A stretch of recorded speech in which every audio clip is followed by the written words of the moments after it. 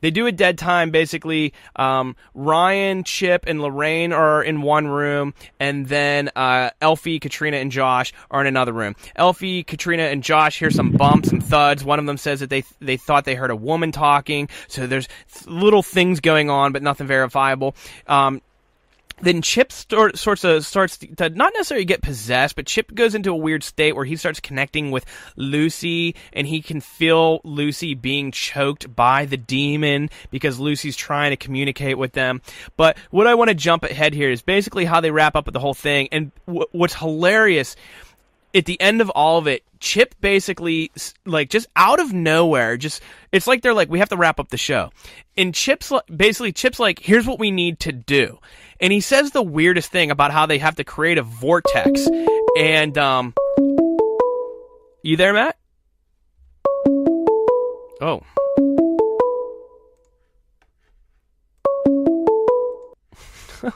Are you there? Did you get Yeah, sorry about that. I don't know what happened. You got disconnected. All right. Well, probably Lucy. I'm going to keep moving along. But anyways, just to get Matt back where we were here. Chip is...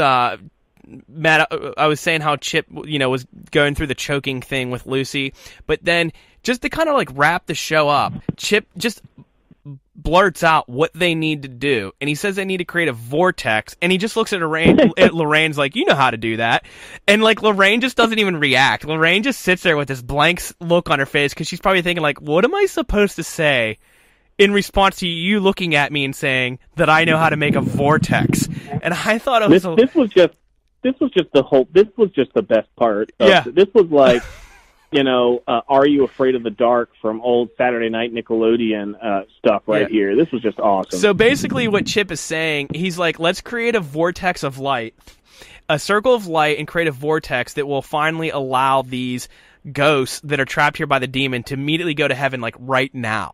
Like, so these people have been stuck here for decades, 100 years, 200 years, and, like, just being haunted and tormented by this demon. But all that was necessary was for Chip, Lorraine Warren, and Ryan Buell to come in and make a vortex of light, and suddenly there's a vortex that immediately takes them to heaven. That's all that was needed, and thank God they figured it out. But here we go. This place... What I would suggest that you do is make a circle of energy and everyone draw the energies of the spirits into that circle and send them up. You know how to do this. Create the vortex. Can we do it right here? I would suggest that what you do is you do it with all the energy that's in this building. I would suggest that you do it with your entire PRS team. Imagine a powerful white light of energy. If there are anyone here in the lower levels, I ask you now, please move upstairs to where Ryan, Lorraine, and Chip are. St. Michael the Archangel, defend us in battle. Okay, and that's how you do it. You just say, you hold hands and say religious prayer, and that's how you make the vortex. But man, I'm dying. When he just says, you know how to do that. You guys could hear the audio listening to the podcast. He goes, you know how to do that. And he's just looking at Lorraine, and she just like no reaction because she's probably thinking in her head, what? But anyway, so my favorite part is that vortex. they're all basically playing a big game of Ring Around the Rosie. Yeah. And somehow that makes all of the ghosts go to heaven. If it's that easy, then I'm going to stop trying to live a good moral life because somebody later on will just play Ring Around the Rosie and I'll get up to heaven. Yep. So, All right. So here's what we're going to do. We're going to kind of cut to the final scene of the whole episode. This is when they do the cemetery scene here at the end. So basically, now again, I've been telling you guys to pay attention to the music. So I want you to hear the music change. This is about 2 minutes. I don't know exactly where I'm cutting in. I'm cutting in the middle of Ryan's, what he calls his director's log, where we hear him speak about what his plan is. So he's doing his director's log. He's going to cut in the middle of that and then go to the end scene here. About 2 minutes. We'll let this play and then we'll wrap up. It's difficult to imagine what the people here went through, but I feel like it's time we did something for them. We're asking surviving friends and family members of the patients who died here and the local community to join us in a ceremony on the cemetery grounds.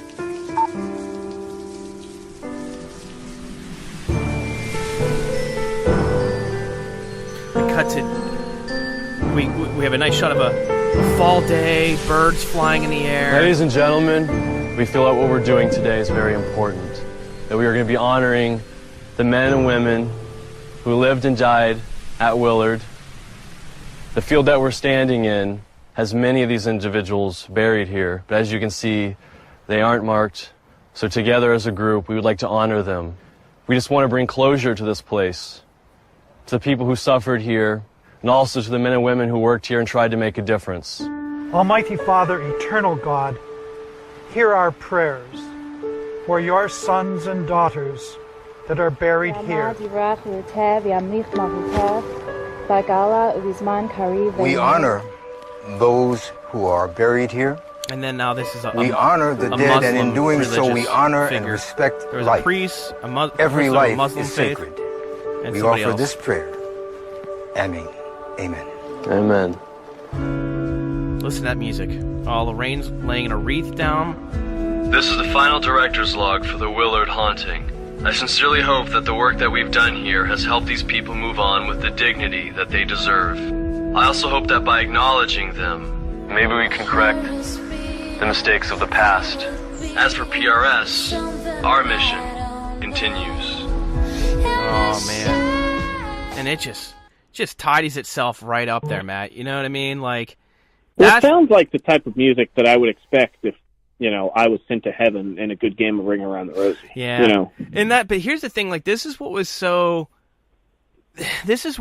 PRS grabbed everybody, because, like, they always helped.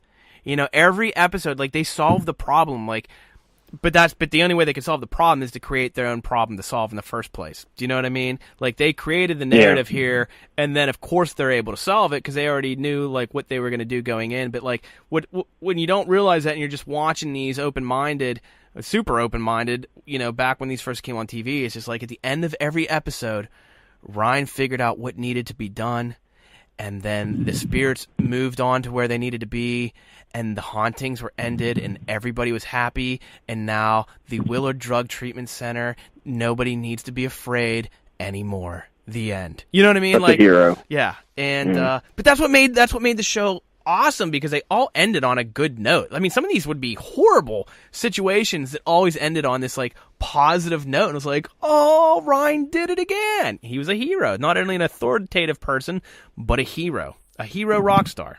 So what are your You know what else? Go ahead. Yeah, you know what else got me about that is they made some reference in the beginning, and I'm not sure if this was in your clip or not, about how these people had no family, and they basically they dumped them off in the insane asylum, and they didn't want anything to do with them again. So they naturally weren't part of a funeral service because they didn't care about their loved one. But then all of a sudden, he was able to corral family. Well, I don't think those were family. I think those were just the employees and staff. Like, I think he just got a big group They said, of people. well, we're going to gather family and people from the local area. Oh, what, in the clip I just played? Yeah, you want to go back and rewind it to where, it's right when you first started it. Yeah, all right, let me see. Where he said family. Okay. Yeah, let me pull back here, and I'll just play a few seconds. If they had no family when they were But I feel like it's time we did something for them. We're asking surviving friends and family members of the patients who died here. Oh my God, you're right. The local community to I join know, us in a ceremony. usually right. They were able. They don't even. But the thing is, they don't even know. Friends and family They don't even members, know who was in there. They don't even know. They don't even know who was buried in there. Like they didn't have any friends and family because it was unmarked graves. They didn't even know who the people were. So how would they even know how to? I know that. Well, they probably when he said we invited friends and family, they probably just literally just put something in a newspaper and said we invite friends and family from the local community to come up. But probably no one came. But they just did it so they could say it. But all the people that were standing there. And the other thing is, it wouldn't be too hard to go through. I'm sure they kept records of who died there, so they could find public records and invite the family. Yeah, but you're also. I guess maybe. Just to be fair and try, do what I always try to do and try to play both sides. Maybe they did invite friends and family of their surviving relatives because they were able to pull up the records of who died, and they invited them. He didn't technically say that they showed up. Yeah, but the thing is, that whole section of that cemetery were unmarked graves, like we talked about in Section A where we worked. They didn't know who the people were. You see what I'm getting? Like, you're bypassing that. Right, but all he said was we invited the surviving friends and family of people who died at the Yeah, I know. facility. Yeah, but No, anyways, I'm with you. yeah, I'm with you. I mean, it's. I didn't even catch that. So, well, anyways, But I doubt they went around and did that much research. yeah, but anyways, this has all the makings. This was the ingredients of one of my favorite TV shows of all time, where the drama of Paranormal State still plays out today. The heated, passionate arguments of people that support Ryan and the people that just want to point out that he just faked it all, lied about all of it, stole people's money. And it still exists today. All these years later, it's 10 years later. 10 years later, this Paranormal State is still going on. There's still the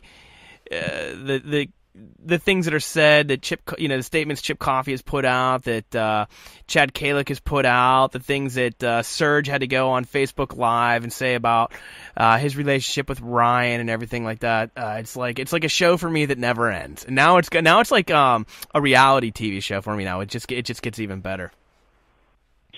Well, I know for a fact that 6 or 7 years ago, whenever this episode came out, that this would have solidified my belief in ghosts. But unfortunately, and I don't have half the experience that you have with these guys, but unfortunately my experience with Chad Kalick, especially at his Q&A, I walk into these things thinking they're lying to me. Yeah. And that's the important part. You know? I mean, people that are listening to this, I'm sure there's the people that are listening to this, we're going to have our Paranormal State fans.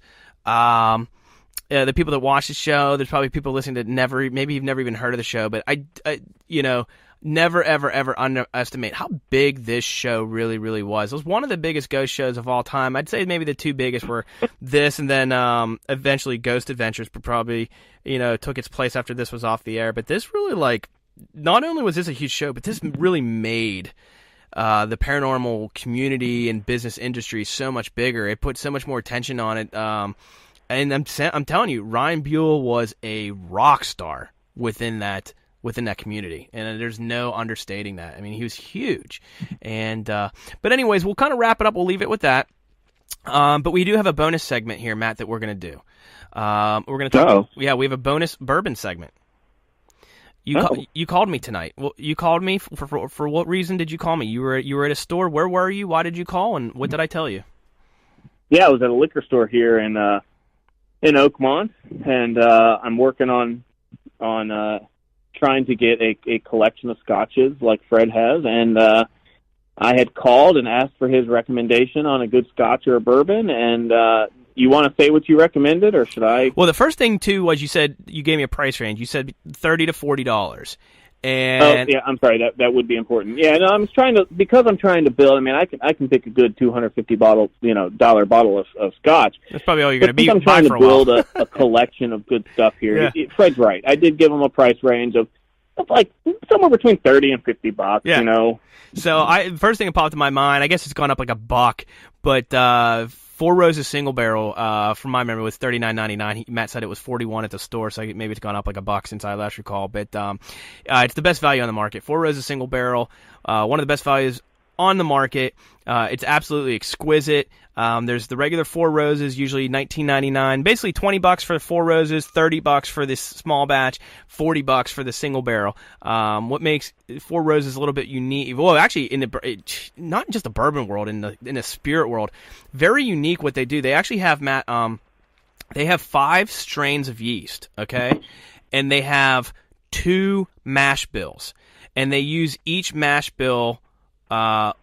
They use each mash bill with each strain, so 5 times 2, they basically produce 10 different bourbons. Does that make sense what I'm saying? Like, they have 5 strains of yeast, for sure. 2 mash bills, and they match up each mash bill. So 2 mash bills per strain, that's 10. They basically make 10 bourbons. Those 10 bourbons get mixed together to make regular Four Roses. Then they take 4 of them, of those combinations, to do the small batch. And then they take just one combination, so 1 yeast strain with 1 mash bill makes the single barrel. And there is just something exquisite about the single barrel. It has everything, but I call it like a work of art. It's a masterpiece. It's a work of art because it's everything's there, but yet at the same time it's delicate. Now, not meaning weak or light, but when I say delicate, it's because every taste and note and characteristic, and even on the aroma, it's all there, but up to the point where nothing is too much. So like a master artist, you know, would work but know when to stop, because if he does just maybe one more step, you overdo it. Do you know what I'm saying? And that's how Absolutely. I characterize the Four Roses single barrel. But go ahead. What were your